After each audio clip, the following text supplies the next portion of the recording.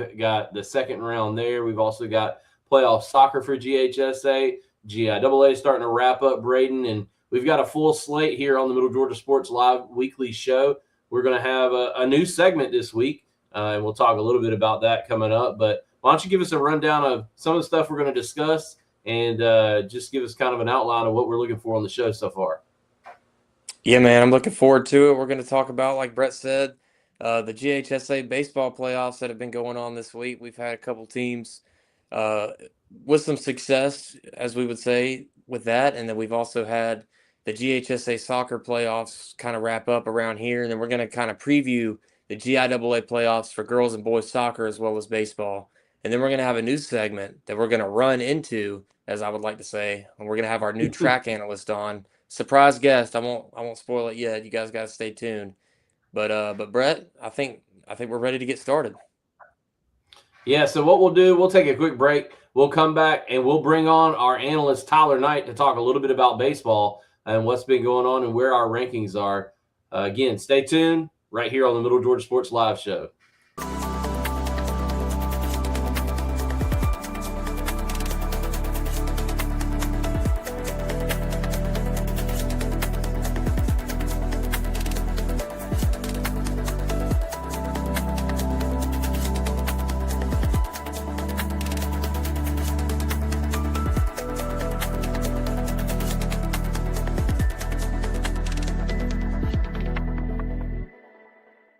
Welcome back in, everybody, to the Middle Georgia Sports Live show. And just like we said earlier, we're going to get right into our baseball segment. Everybody, please welcome your beloved baseball analyst, Mr. Tyler Knight, the one and only TK Calls, as some like to call him. Tyler, how's your week been? How's everything been going, man? It's been good, man. I'm excited to be here. Excited to talk about some high school baseball. For sure. Let's go ahead and talk about some high school baseball. Brett, you want to go ahead and pull up the power rankings? We'll talk about some of the change, and then we'll get into the playoffs. Yeah, so we'll run through it real quick. Obviously, at the top, not a whole lot's changed. 27-1 FPD is still back on top of our Middle Georgia Sports Live power rankings. You've got Houston County at number 2 with a big victory in their second-round matchup this week over the defending champs who beat them last year in Noonan. And then you have Peach County at 30-3. They're moving on to the Final Four there in AAA. Stratford comes in at 19-8. They're 4. They drop down below Peach County this week. Westfield jumps up to 5, 15-13. Had a big victory over those Stratford Eagles this past week. Tatnall holding firm there in the middle of the pack at 6, 11-11. Veteran season has ended. They were 14-16. Ace, their season also ended, I believe, this week. They finished the season at 23-9. Perry 13-17, their season's over, and then Northside again holding that last 10 spot as they have their best finish in years over on the north side on Warner Robins, 15-15, got to 500 this season. So that's the rankings for this week. Tyler, give us a little breakdown of some of the playoff series that we've had so far, what we've seen, and what we got coming up this week. So the two GHSA teams still remaining, Houston County, Peach County. Houston County, as you said, took on Noonan, state championship rematch.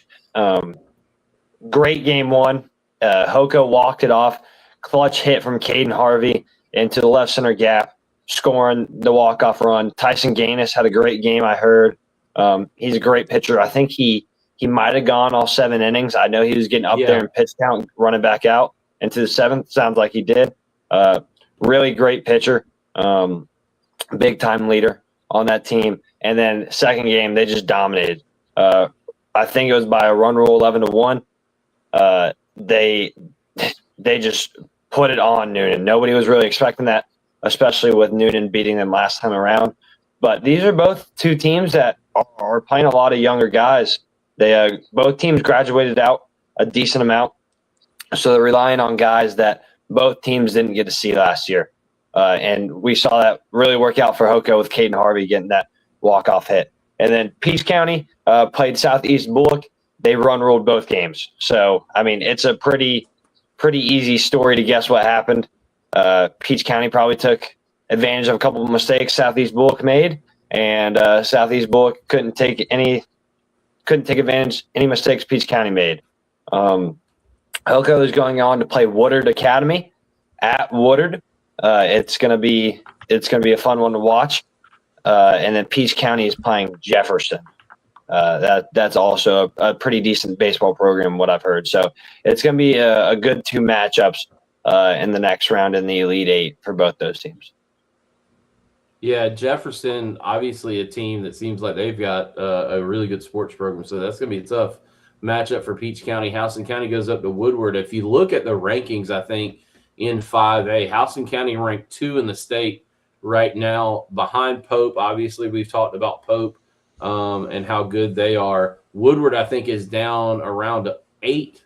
I want to say they've got a similar record. I think they have 6 losses. Hoko with 7. So it seems like it shapes up to be a pretty good matchup. It'll be interesting to see the pitching matchup, and I think that's where maybe Hoko got an edge in that series against Noonan. Once you got past Noonan's starter in game 1, I think things dropped off a little bit, and Hoko was able to kind of steady the ship with their game 2 pitcher. As you mentioned, lots of youngsters for both teams.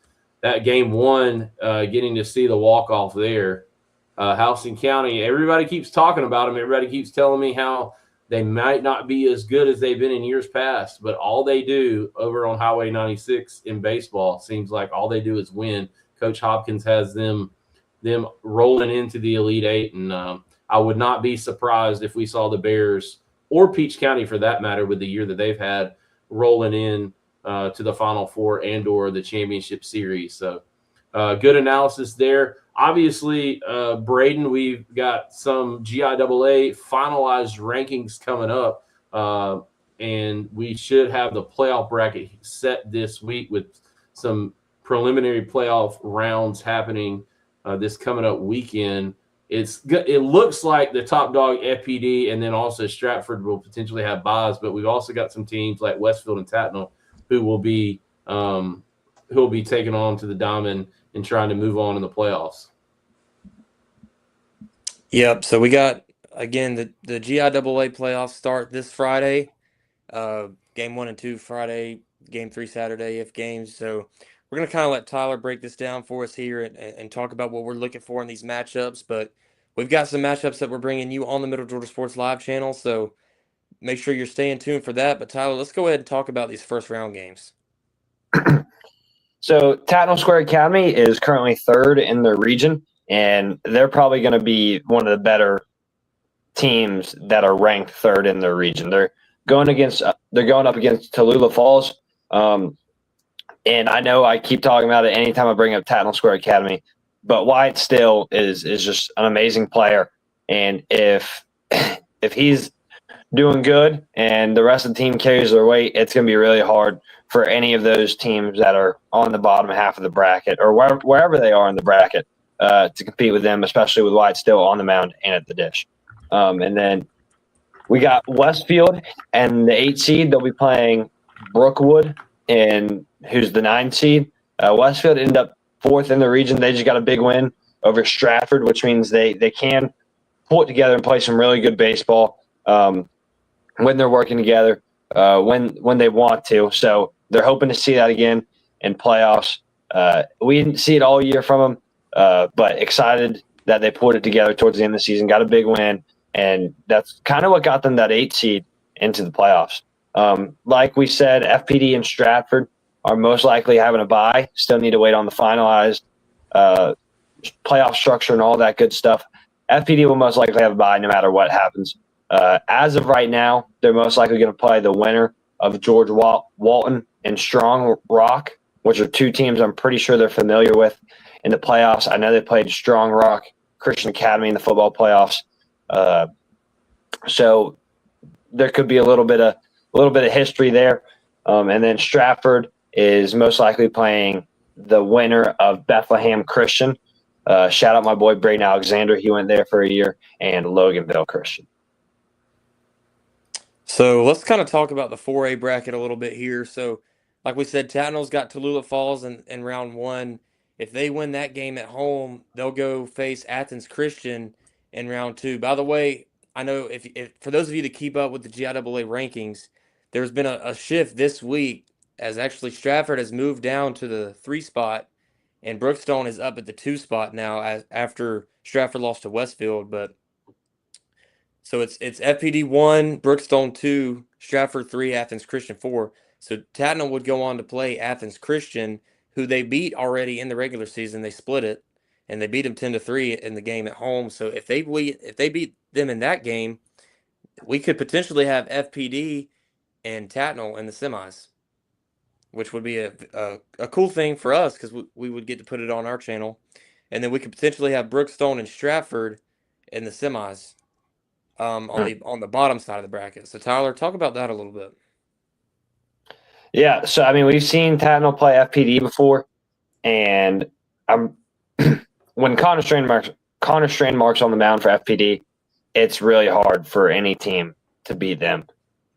Thankfully, the playoffs are a 3-game set, so you get to see a little bit deeper than just who's your best player. I do think FPD will most likely come out on top over Tatnall. But again, it's 3-game sets. We don't usually see this in GIA during the regular season. So it's going to be exciting to see who's more confident in their bullpen, who's quicker to go through their bullpen, who they're going to start game 3. Because we both know who their big arms are for FPD and Tatnall Square and Connor Strandmark and Wyatt Still, respectfully. So it's going to be pretty exciting to see what those game 3s turn out to be, with this kind of be the first time that they go through a 3-game set and in that short of a time period, since they don't do that during the regular season. And then you said Stratford and Brookstone, correct? Correct. Yeah. Brookstone, the defending state champions.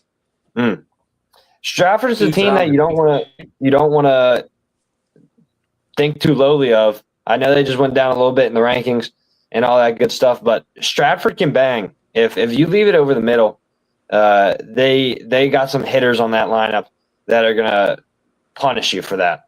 Got a great lefty swing over there, and Brooke Stella got a great one arm, and Casey Van Waldron. It's just a solid team over there that you don't want to see down the stretch. They're really scrappy, and they're going to keep putting up runs. Right. And I'm looking forward to it. We got a lot of Middle Georgia teams represented over here in the 4A bracket, and we talked about Westfield in the 3A bracket. So any kind of final thoughts here, guys, on the baseball playoffs before we move on? I'm good here. So I will say that I think it's interesting if FPD has to host Tatnall. To me, that takes a little bit away from your advantage of being a hosting team, considering both teams are from Macon. So the travel doesn't affect Tatnall that much if that occurs. I wonder if there's any I will call it gamesmanship by coaches to try to who think they're prohibitive underdogs, and you going up against an FPD or a Brookstone. Are you going to try to do anything out of the usual than you would in a 3-game series to try to gain an edge? Obviously, Tatnall maybe doesn't have the bats that FPD has. How's Coach Jordan Brooks going to try to scratch the runs across? Are we going to play a little bit of small ball, maybe do some things we haven't done most of the year, and just try to stay in ball games, get to the end, and figure out a way to win it, either in the 7th inning or in extra innings. So I think that when we're watching these underdogs, just seeing how that plays out, because I think if you're Brookstone, if you're PD, I think you got your thought process and the way you're going to go, your lineup, most of that stuff's set. There's a reason why you're on top of the rankings. There's a reason why you're 27-1. Let's play that out, and hopefully finish with a state championship. I think these underdogs maybe have to do a little bit something different to try to gain an edge. So it'll be interesting to see, that's for sure. And Tyler, you've been there most of the year for us calling games, so you've seen a lot of these, especially the Macon schools, and how they have approached things. So, and the players and the buttons that coaches may push, and it'll be interesting to see how it all unfolds. For sure. I wouldn't be surprised with any decision. whether that means they try to throw off. I personally do think that Tatnall Square, if they do end up facing FPD, is going to go with wide still game one. No, assuming FPD is going with Connor Strandmark game one, because the last thing you want to do in a series is give up a game or know you're most likely going to go down 1-0. You don't want to lose with your best on the bench, as I've said before. I think on the show, the last thing you want to do is have your best available, knowing that it could have gone one way, but because you decided to put your one and save them, it goes the other. So I don't think in a Tatnall Square FPD matchup that they're gonna wait on Wyatt still. But you never know. There's a lot of talks in the coaching staff that we can't hear. There's a lot of talks on a team that we can't hear. So whatever happens, they're doing what they feel convicted in. But I personally think that they're going to go with their big dog in game one, no matter what. Right. And let's not get too ahead of ourselves either, because Tatnall's got 2 series to win before they even get to FPD, if that happens. Yeah. So Tallulah Falls this Friday. Obviously, we haven't got to see a ton of Tallulah Falls. They haven't traveled down here as much, so we haven't got to see a ton of them. But they did finish 12 in 4A. Tatnall did finish at 5, so that Tatnall actually came up a little bit. They were 6 last week. So, I mean, I don't know. I think Tatnall should be able to hold that off. 3-game series at home this Friday, so we're looking forward to being able to cover that. So, Brett, I think without further ado, man, we can take a break and head to the next one. Yeah, so we'll take a quick break. Tyler, thanks for joining us, man. Thanks for bringing us all the baseball knowledge. We'll take a break. We'll come back. We'll have more of the Middle Georgia Sports Live weekly show right here. Thanks for joining us, Tyler Knight.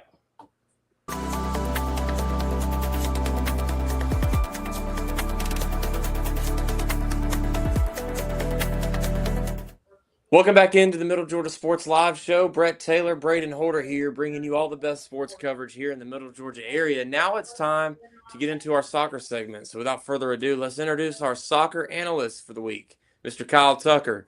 Everybody, please give Kyle a warm welcome. Kyle, how's your week been? How's everything been going? It's been good, Braden. Celebrated a birthday, so it's been a very fun, festive week. And I feel like with all this soccer we got going on, it's not going to be a birthday day or birthday weekend. It's going to be a birthday month. We got a lot of exciting soccer, and it's the gift that keeps giving for me. So I'm excited, man. Doing great. How are y'all? Doing good, man. It's been good, and I think without further ado, let's go. Happy belated birthday. Thank you. Happy birthday, Kyle. Yes, sir. Woo! Blessed to be alive and doing soccer coverage, man. Tell you.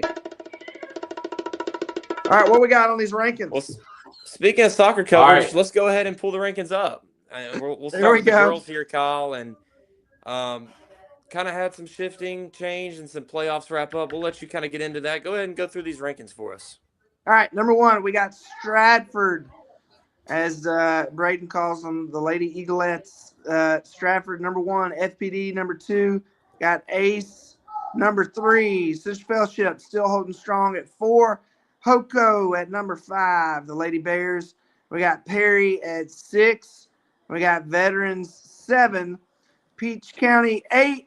Mount DeSales coming in at 9 with a 500 record. And then Tatnall holding down the final spot at number 10, 4-11. So that's our Middle Georgia Sports Live power rankings for girls soccer as of today. So Kyle, Yes, Tatnall jumps in here. And Warner Robins drops out. Tatnall makes the playoffs in GIAA, so they have an opportunity here to potentially make some noise as Warner Robins drop down out of our top 10. Their season is finished, and Tatnall actually, believe it or not, in some rankings ranks higher than Warner Robins, even at 4-11. So an opportunity there for the Lady Trojans to make some noise again, as I said. But what are your thoughts here on the power rankings for week of May 4th?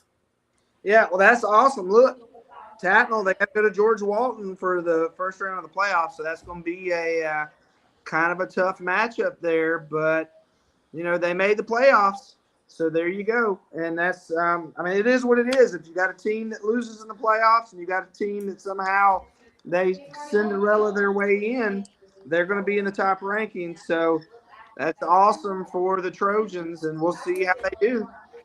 I'm very interested to see, obviously, with Stratford and FPD being our top two teams, as for those that are keeping up with GIAA playoff bracketology, they'll have the bye. So FPD and Stratford, very strong seasons, and they will have the bye, so they won't play until May 15th.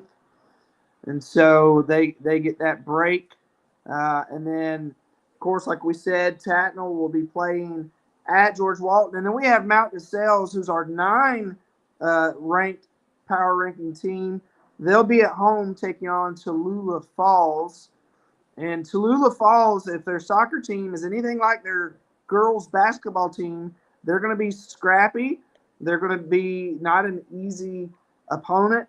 And so Mount DeSales, they get the home playoff game there, but they're going to have to come ready and focused because Tallulah Falls is a scrappy girl squad if they're anything like their basketball. So it's going to be interesting. I'm excited to see how it goes down.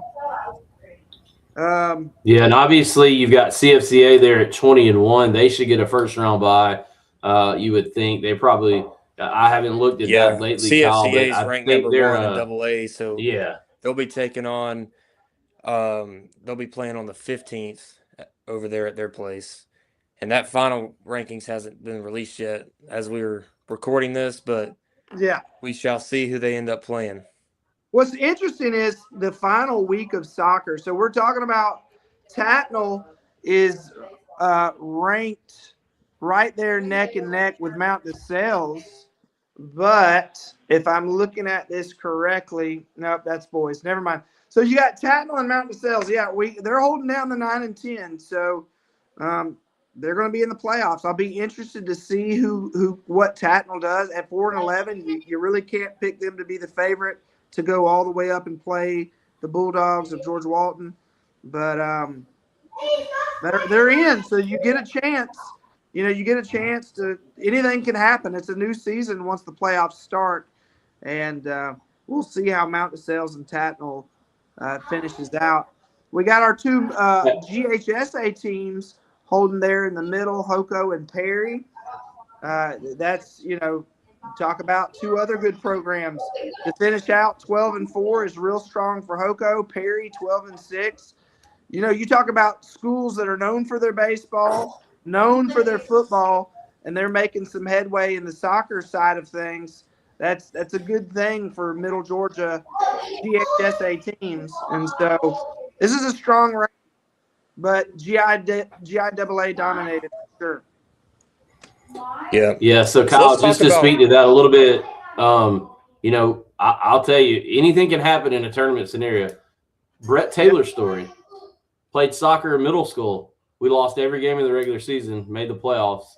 We won every game and won the championship. So you never know what can happen. Yeah. Let's switch over to the boys side. I think that's where Braden was going. So let's switch over and get your thoughts. Run down the boys side. Okay. Let's talk about the bracket first, Brett, before we jump ahead of ourselves. We mentioned Mount DeSales has that first round game at home this coming Friday. They're taking on Tallulah Falls. As long as they handle business at home, Kyle, they'll actually be playing Stratford in the second round. So that'll be another Macon matchup. And then if Pacelli were to go if Tatnall were to go beat George Walton on the road, they would be taking on Pacelli in the second round. And then obviously FPD will be taking on the winner of Bullock and Strong Rock. So we could potentially have Stratford and Tatnall in the semis if those teams go make some noise, and then FPD and potentially the Kings Academy, Brookstone, BCA. And if all goes to plan, maybe it's Stratford, maybe it's FPD in the championship. It's all possible now on that girls' side of the bracket. Yeah, be excited. Yeah, that would be fun to have an all making final. That would be fantastic. That would be last couple of years we've had some of that, so we'll see. All right, so let's switch over to the boys side, Kyle, and we'll take a look and let you run down the boys' top 10. All right, so here we go. We got boys. We got Mount DeSales 9-1 at the first spot. Stratford, number 2, they're 11-6. They lost this week. We'll get into that. Ace Academy still there at 13-5. Peach County, number 4. Houston County, number 5. Central Fellowship Boys, number 6. Veterans, the Warhawks, slide 7. Perry and then Tatnall at 9.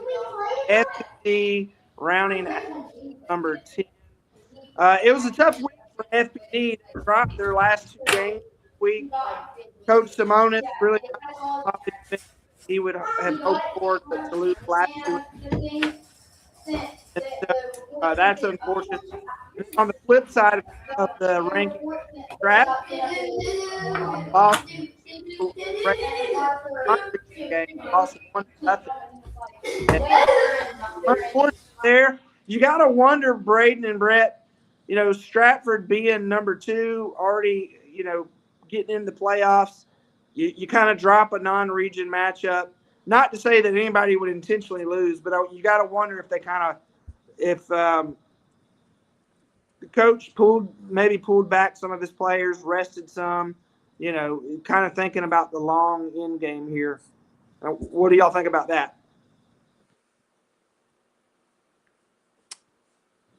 Say that one more time, Kyle.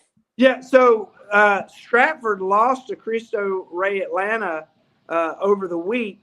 And, with them going to the playoffs, you got to wonder if coach there just kind of – Coach Jones maybe rested his player. I mean, I wasn't at that game. But, if your team's already made the playoffs, you're going to the playoffs, you got your final week of soccer. Do you put all your eggs in that basket, or do you say, hey, we're going to rest up, load management, take this week a little easier than normal, and think about the playoffs in mind? I could see it going either way, to be honest with you, Kyle. Those are 2 teams that's the 6 and the 7 spot in the GIAA 4A. And, I mean, I think it would have been – he would have liked to have had that win, but I also see the point of we're going to the playoffs either way, and we got to push for that second round no matter if we beat Cristo Rey today or if we beat him in a couple of weeks. So I can see either way where you're coming from. Yeah, it's just kind of a it's a game you got to play. Like I say, you never want to say that you don't care about winning or losing, but it's kind of like the SEC championship in football, the way it's going. It's like it doesn't really matter in the long run if you're already going to the playoffs. So it's kind of that last week's becoming kind of obsolete for these playoff teams. But let's see. Central Fellowship boys are in there.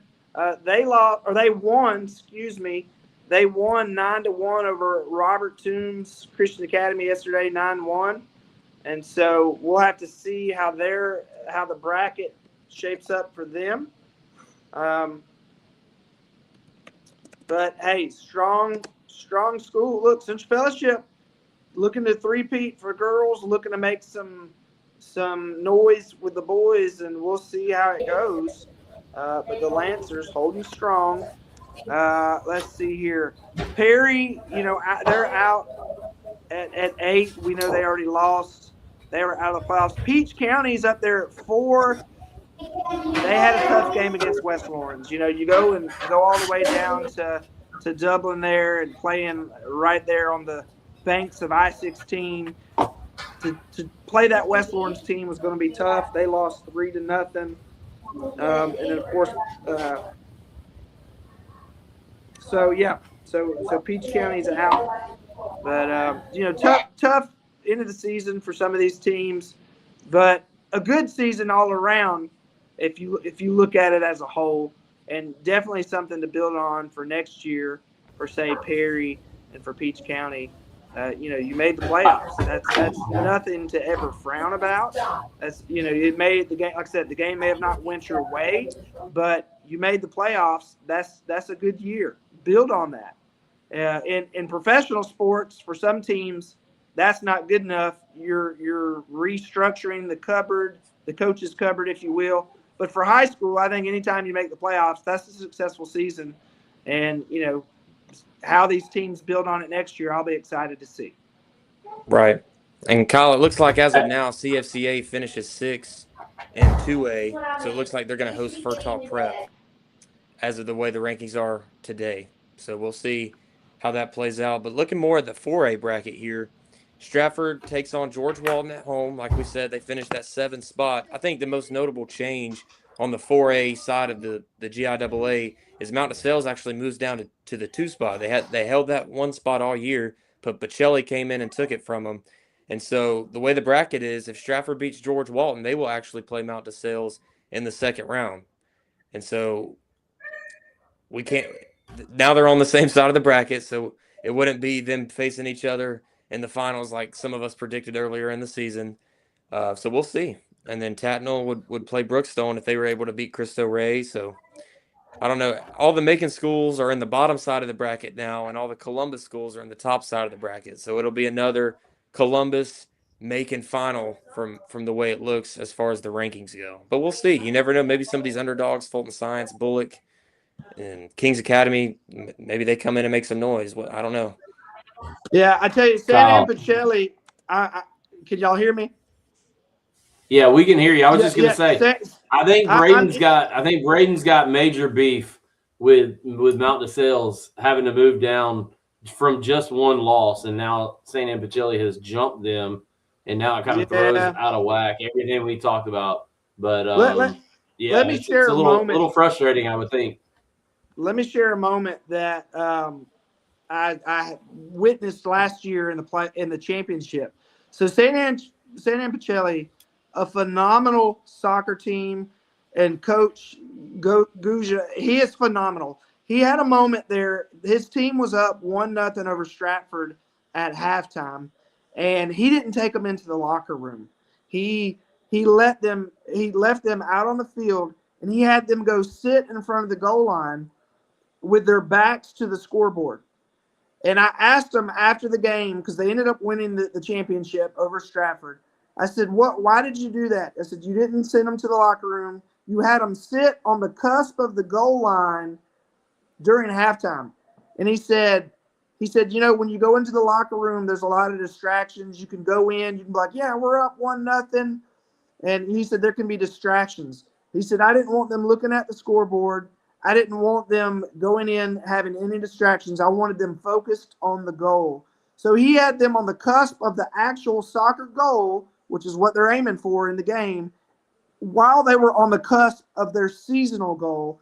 And let me tell you, that was a master class in coaching from Coach Gouja as he coached his boys to the championship last year, having that moment. And those are the things that I can't wait to see when we get into GIAA soccer championships, playoffs. What are the little moves that these coaches are making? Do you leave them out on the field at halftime?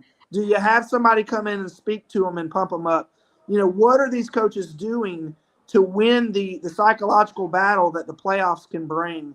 And how are they going to have their teams ready? So I can't wait to see how it goes.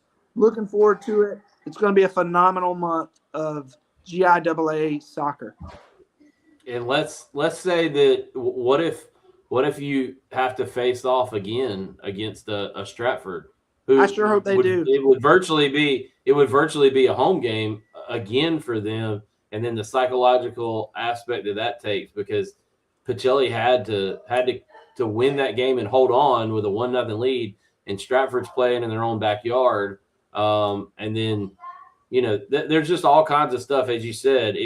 That's a great story for people to realize. Hey, there's a lot of things that go in to what decisions that are made and and we're going to see it both in soccer and in baseball. The decisions that these leaders of these teams are going to make. Yeah, and I'll tell you what I'm excited for, and I don't want to look too far ahead, but the 2nd round, like we said, if Stratford were able to hold business down at home and beat George Walton this Saturday, next Saturday they would play Mount DeSales, and that'll be the 3rd time they face off. They split the regular season, Kyle. Remember that?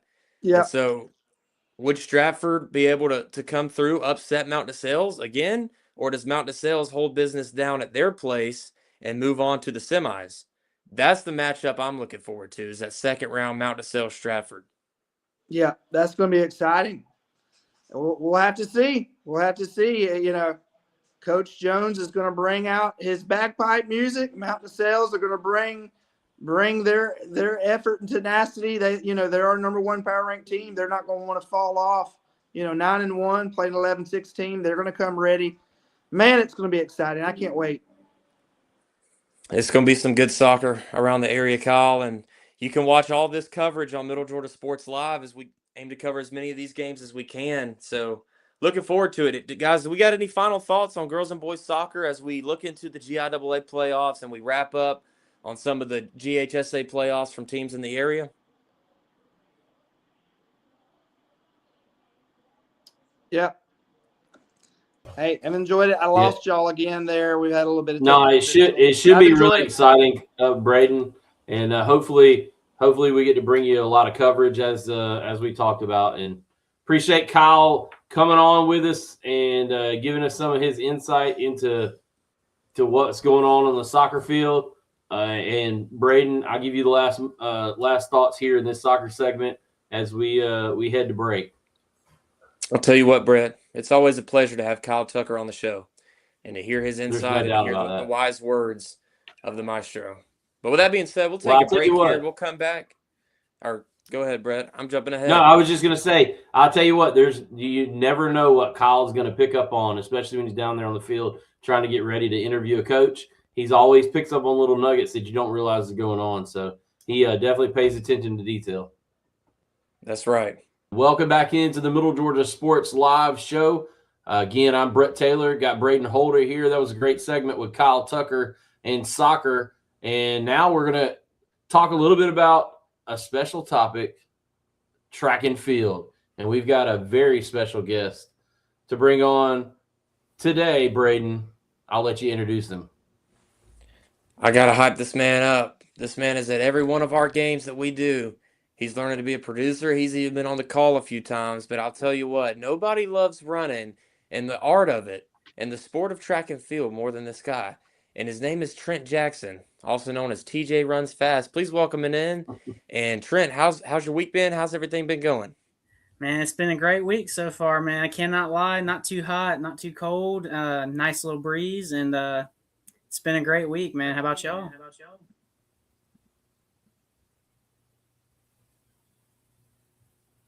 It's been good, Trent. It's great to have you. I think Braden may be having a little bit of audio issues, but tell us a little bit about some of the track and field stuff. I know you've been around the area, going to some of the events. You've covered some of the region and sectional stuff for GHSA. You've also been scoping out what's going on the GIAA side of things. Tell us a little bit about what's been going on track and field wise. Yeah, so I'll start out with the Bibb County schools. They should have wrapped up sectionals yesterday, also like all the other schools. But unfortunately, I couldn't find really much of results for them for their sectionals meets. But I will go over briefly at least their region results, which Northeast, Southwest, and Central Macon are all in the same region, and I'll go over some of their high placement finishers at the region meet, and I'll get it started here with Northeast. They finished their men's team actually finished 4th in their region. It's been a couple weeks ago now. They were led by Ja'Cory Sherman in the 400 and 200. He placed first in the 400 meter, and he got 4th in the 200. Which top 8 placements in track and field individually score points from 10 all the way down to 1. So he led the way there for the Northeast Raiders, and he was also helped out by Jordan Wiggins, who actually placed 4th in the 400 as well, right behind his teammate. And that was a good enough performance actually to power them to a 4th place finish overall in the region standings. And talking a little bit about Southwest, bringing up Southwest basketball star Chase Dupree actually led the way for the Southwest Patriots there. He finished 3rd in the long jump, jumping. Wow. I don't really know how to read the long jump lengths correctly, but it was a 20-8. So I'm assuming like 20 feet, 8 inches, I think is what it is. But Yeah, that would be my guess. That it's 20 Yeah. foot 8 inches. all I know really, I mean, I know enough about track and field, but like that's further than like usually basketball stars have like a good like long jump or high jump more often than not. From my experience being in high school doing track and field and knowing some basketball players, but on the girls' side though, they were led by, I hope I say her name right, Jalea Shelley, and she had not one but two first place finishes in the 100 and the 200, and so that was good enough to power the Southwest girls to seventh place finish overall in the region for them. And flipping over here in my notes, for going to talk about Howard, Westside, and Rutland next. The boys finished seventh, and the girls finished seventh, and then they were led. Howard was led by their girls team, Tristan Selden, and she actually placed third in the 1600 meter race with a 6:31, which is pretty good and pretty fast. But on the guys' side, they were led by I'm gonna butcher his first name, Bilo Ramos, and he actually finished fourth in the 800 meter dash. So his time was 2:11, and that's actually any time really under 2:15 is you're starting to get competitive for the 800 meter dash. But next I'll talk about Westside. Westside, they were led to sixth place finish, powered by their field event specialist Anthony Horton, who actually placed first in shot put and discus. And their girls team powered to a fourth place finish, and they were led by two first place finishes by Breonna Sams and Jordan Ballou in the long jump and shot put, in that order respectfully. And then last but not least, rounding out the Macon Bibb County schools, we have the Rutland boys and girls. Both of them finished fifth in the region. The boys were led by Troy Lester with a second place 100 or 200 meter dash finish, with a 23.22 time. And they were also led by their 4x1 relay team with a second place finish. And their girls were led by their 4x4 team, who had a second place finish. So that about rounds out the Macon Bibb County schools. I'm here to listen to y'all's thoughts on that before I transition over to the GIAA state championships. Yeah, so he's Trent Jackson, and he also just so happens to be our customer satisfaction rep, especially when it comes to pronouncing names on our show. So be sure to email him. No, I'm totally joking around, but lots of good stuff there from the Bibb County athletes and doing track and field there for the region championships. Trent, give us some indication of how things went with the GIAA. I know they've had some state championship stuff this past weekend. They also had some rain delays involved in that, and they had to try to cobble things together, if you will. We've been there before, Braden and Trent. You have too, doing events before, especially here in the spring where you get a lot of rain. Tell us a little bit about what went on up at Strong Rock for GIAA. Yeah, and that's so at Strong Rock, the location of the GIAA state championships this year. Let's not to say that the weather was not affecting all sectionals meets that were happening with the public schools on Saturday, but it affected the GIAA state track and field championships on Saturday. But looking at the results, it doesn't look like it necessarily affected the overall standings and the endurance of the athletes there for all of the schools, including our Macon private schools. And I will save our local state champion team for last, save best for last. But I'm going to start out first talking about CFCA. They were the only school in our coverage area from Macon in the AA classification, and I'm going to start out with the girls first. Their girls actually had an 8th place overall finish as a team, and their girls team was led by their 4x1 100-meter relay team with a 5th place finish, and they were also led in the high jump and a 2nd place high jump finish by Mary Jackson. And then also the highlight really probably for the girls team there for CFCA for track was sophomore Sophie McKinney. She doubled up. She ran the 1600 and the 3200 meter for the GIAA state championships, and she got 5th in the 1600 with a time of 5:46, which whenever you start running under 6 minutes, like in general, for like on the girls side especially, you're really starting to get to that competitive range.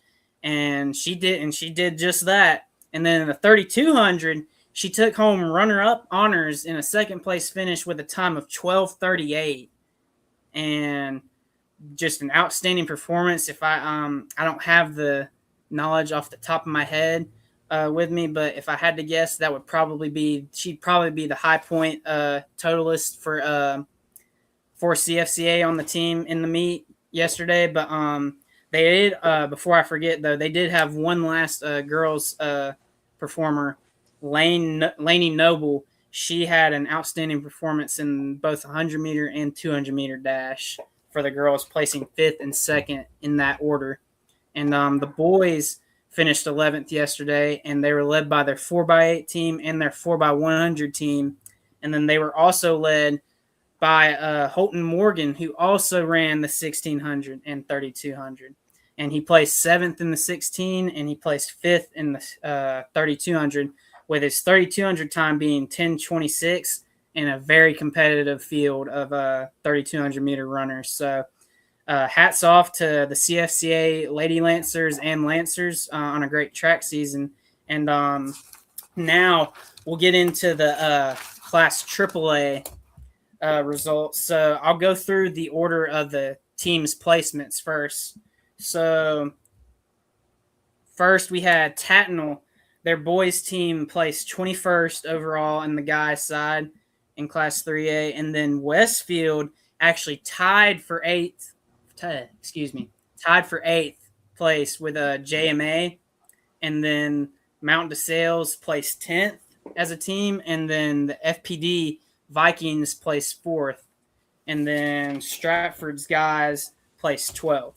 I was kind of all over the board there with the placement numbers. But then talking about the girls, Tattnall's girls unfortunately didn't have anybody score points, so you don't get a placement really if you don't score any points. But I think they did have a couple of performers still on the girls' side yesterday. But the Westfield girls actually placed 21st yesterday, and the Mount DeSales girls placed 14th, and the FPD girls also placed 4th. And then last but most certainly not least, your 2026 state champions for Class 3A in track and field are your Stratford Lady Eagles. And they had a crazy number of points to secure their state championship yesterday. I don't remember off the top of my head, but it was somewhere around the range of like 130 to 160 points total. But Wow. Talking about Stratford here, though, ladies and gentlemen, they had a bunch of 1st and 2nd place performers, and they were led by a bunch of performers who also doubled in events. So they performed in 2 different events. But I'm going to list off a few of them here, give them the recognition that they deserve for helping bring home the hardware for the Lady Eagles. And gonna talk about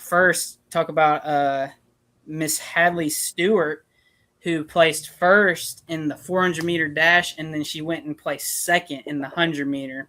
And then her teammate also was right behind her in the 400-meter dash, placing 2nd, and that was Miss Hatsy Russell. And then their 4x4 team, 4x4 is always the last event of a track and field meet, and their 4x4 team pretty much put the icing on top, placing 1st with a time of 4:08, which I can't even run a mile myself that fast. But they closed out the night on Saturday with a blazing fast 4:08 first place time, and that was Neither can I, Trent. Neither can I. It's okay, Brett. It's okay. But excuse me. But transitioning over to All right, the other keep making you going, Trent. Keep you going. I'm gonna keep it going. I'm gonna just keep it living. But transitioning over to our other Macon schools, though. So I mentioned FPDs, both guys and girls actually both placed fourth. And they were led on the girls' side by Brianna Crosby, who placed second in the shot put. And their boys' team was led by Stevie Prettyman, who placed first in the pole vault, which is, if I wasn't a distance runner, I would say that that's probably the most difficult event to get down in track and field out of all the sprints, hurdles, field events, shot puts, discus. I'd say that's probably the most difficult one to do. And he got first for the FPD Vikings. And then talking about Tatnall, they had one first place finisher in the discus, actually, and his name is Jamarcus Curry. He got first, and I forget the distance that he threw for the discus, but I thought I could do discus in middle school, and I was very sadly mistaken. But and that's not about me. We're talking about these young boys and girls over here. But now going over to Perry, Georgia, down I-75. Like I said, the Westfield boys tied for 8th with JMA, and then the girls got 21st. So the boys were led by their 4x1 team, who placed first. They've had a they've been historically known for having very good 4x1 teams and 100-meter dash runners. We'll get to that right now, actually. Speaking of 100-meter dash and 200-meter dash, Mr. Win Hoots, all-around athlete at the Westfield School, placed first in both the 100-meter dash and the 200-meter dash. And he ran, I forget his 200-meter time, but I do remember his 100-meter dash time was somewhere around the realm of, I think it was like 11 seconds, maybe high 10-point-something seconds. But overall, though, Mr. Winhoots really carried the Westfield boys track team there. And, yeah, so the girls, last but not least, the girls were actually led by Miss Addison Mazingo, who placed 4th in the discus for the Westfield Lady Hornets track team. So hats off there to Miss Addison Mazingo, making Aiden Mazingo proud over there. Anyways, that pretty much rounds out all the GIAA schools track and field. I'm interested to hear you guys' thoughts, Braden and Brett. So Trent has kind of talked to us a little bit about some athletes around the Middle Georgia area. We've talked about some of the public schools and the GIAA schools as well. And that's what we like to do here on Middle Georgia Sports Live. We want to highlight these athletes from around the area. We love doing that kind of stuff. And we haven't really got to talk as much about track as we have other sports so far. And that's kind of why we brought Trent Jackson on here to analyze this for us. He does such a good job. But Trent, talk a little bit about the sectionals from this weekend that you were able to kind of analyze. And I know the weather kind of played a part in it, but talk a little bit about what went on the sectionals this weekend that you were able to see. Yeah, so yesterday, the sectionals results that I were able to gather included both Perry and Warner Robins. Unfortunately for both of those schools in Class 5 or 4A, excuse me, unfortunately a lot of their seasons came to an end, with maybe a few here and there making it through to the state championship meet. But I had actually originally made plans to go to this meet in Evans to follow Northside, Hoko, and Veterans, and unfortunately the rain kind of put a hamper on my plans there to go to Greenbrier High School to watch them perform yesterday. But I still watched it somewhat from home, looking at MileSplit Live as they live results filed in for them yesterday. But I really do want to acknowledge real quick from region, Veterans guys team took home first place in their region a week ago, and the Hoko girls also took home gold for the region championship. So Veterans boys and Hoko girls won their regions, and then both schools, including Northside, had plenty of athletes competing yesterday. But I'm gonna acknowledge some of them that actually made it through to the state championship meet, which will be ran at UGA's new track and field complex. If you haven't seen it, I would encourage you to Google it because it is $300 million. It's impressive. Equipment. It's impressive for sure. It's very impressive. Imagine going to a UGA football game at night, but for track and field. That's the kind of environment that they'll be running and competing in. But I'll start out with Northside first. They unfortunately didn't have that many competitors make it through, but their 4x100 meter relay team did place 8th, which at the sectionals meet for track and field, if you place in the top 8 as a relay team or individually, that qualifies you for the state championship meet, because the state championship meet takes the top 16 times individually from the sectionals meet. So you got one sectionals meet happening, for example, in Class 5A at Evans High School, and then you had the second one happening at Rome High School up in Rome, Georgia, and over there in Floyd County. But so they'll be competing for a state championship in the 4x100 meter relay, but they'll have to make it through the prelims first, which will be on May 13th on that Wednesday of that week. But their 4x1 team placed 8th with a time of 43.08, which is absolutely blazing. And then they're transitioning over to the Houston County Bears track and field team. They were led by Mr. Charles Woods here with the 800 meter dash. Placed first, and he had a huge PR in the 800 meter race, and he ran a time of 1:55 to take home gold for the sectionals meet. And now he'll be competing also in a preliminary race at the state championship meet on Wednesday, May 13th as well, along with his teammate Jacob Kilrain, who also qualified in the pole vault. And then talking about the girls' side, Miss Lauren Lauer qualified for both the 16 and the 3,200 meter races, respectively, for the Lady Bears, placing 7th in the 16 and 8th in the 3,200 meter race. And then last but most certainly not least, this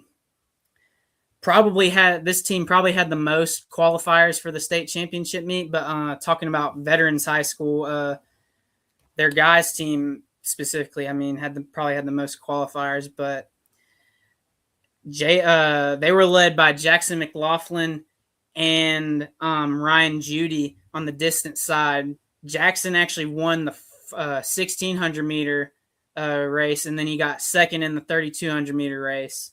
And he ran 4:16 and 9:20 in both. And then his teammate Ryan Judy wasn't too terribly far behind, who actually, quick side story, he actually had a dramatic fall at the sectionals meet last year, which unfortunately limited him from qualifying for the state championship meet that year, his junior year. But this year he was able to get vengeance and redeem himself by placing 8th and 7th in the 1,600 and the 3,200. And then their relay team actually placed 3rd in the 4x200 meter race with a time of 1:27. And so other than that, they had their 4x200 meter relay leader, actually, Jalen Honan, placed 8th in the 200. He'll be competing there in Athens. And then they had Bryce Lawson placed 7th in the 800 meter dash with a time of 1:58. And that was a huge PR for him. I know he had been chasing that sub-2 goal all season, which, talking about him and Charles, they've been competing against each other all season. I had I was lucky enough to go to the Houston County Track and Field Championships and actually see them go at it in the 4x800 on their 4x8 teams. But once you hit that sub-2 mark in the 800, that's when you start to get like college, like D1 offers, very high quality D2 college offers. And he finally broke that barrier and ran under 2 minutes. And last but most certainly not least, Muhammad Main qualified for state in the high jump. So actually placing 1st overall in that sectionals. But yeah, that pretty much wraps up the three main schools that had the most qualifiers for the state championship meet for Class 5A. So I'll turn it back over to you guys. Yeah, well, thanks, Trent, for that insight, and we appreciate having you on as always. And I think what we're going to do now is take a break, Brett, and we'll get into another segment. But everybody, please show Trent some love when you see him in public. He's at track meets all the time. He's at a lot of our games. We appreciate having him on, and we appreciate his insight. So we'll take a break. We'll be right back. Don't go anywhere. You're watching Middle Georgia Sports Live.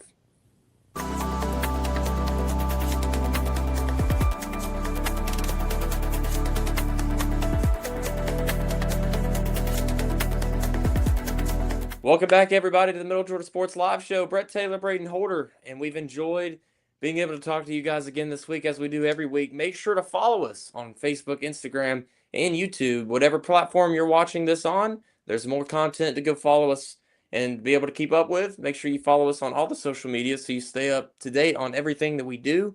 And make sure to go watch our shows from the past, our athletic director spotlights, and we look forward to bringing you these games this week. But that's going to do it for this week's episode of the Middle Georgia Sports Live Show. Brett, any final thoughts? Yeah, I'd just like to thank all of our analysts for coming on. Tyler Knight, obviously Kyle Tucker, and then we have the special spotlight there for track and field. We may bring him back to get the wrap up of the state next week. But Trent Jackson for coming on.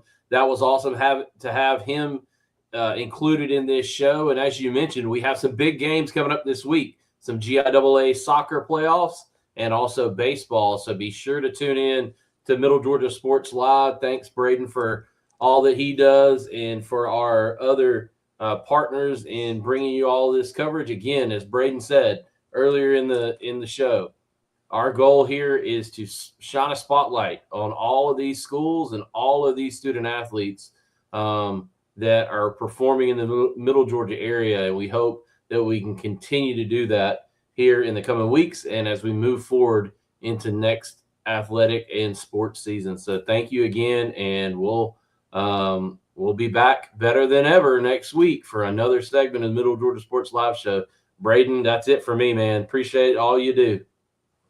All right, guys. Thanks for tuning in.